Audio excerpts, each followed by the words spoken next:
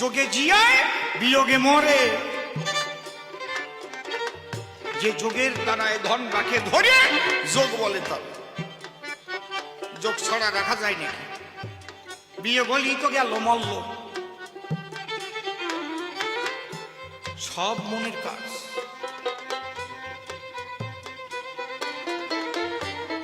তুমি যে বললে গুঁতো দিয়ে গুঁতো দিতে কইছে মনে, তাহলে মন যদি কৃষ্ণ হয়, তাহলে মন যদি কৃষ্ণ হয়, তাহলে তুমি আর প্রশ্ন করতে পারো না আমায়।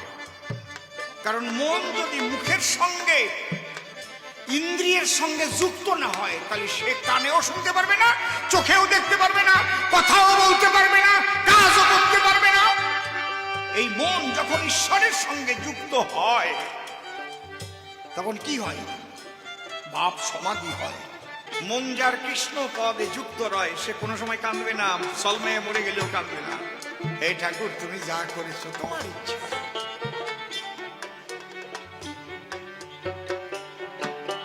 আমি পালা ছেড়ে দিয়ে একটা কথা বলছি। শিবা সাঙ্গিনায় পঞ্চতত্ত্ব মিলে একসঙ্গে হরিনাম করছে।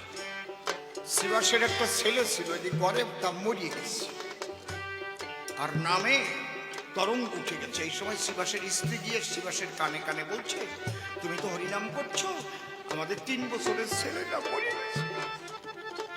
শিবাস মুখ আটকে ধরে বলছে, আর বলো না। ওখানে চৈতন্য চরিতামৃতে যে 2টো লাইন লেখা, যেদিন দেখছিলাম না, একদিন বোবা হয়ে গেছিলাম। কি কথা? শিবাস কহিছে, কি কহিছে? পুত্র বলে কাঁদিলে প্রিয় পুত্র হারাইবে, একবার কৃষ্ণ বলে কাঁদো তোমার পুত্র ফিরে পাবে। হরি হরি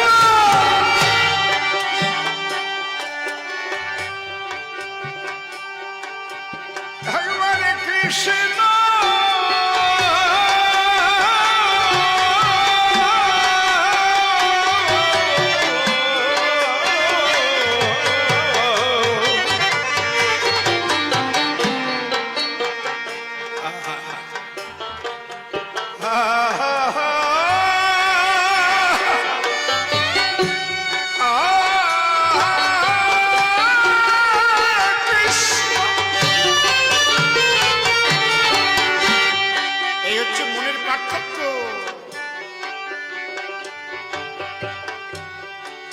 শ্রীমান মহাপ্রভু নাম করতে করতে শিবাসকে বললেন, শিবাস, আমার ছোট ভাই কোথায়?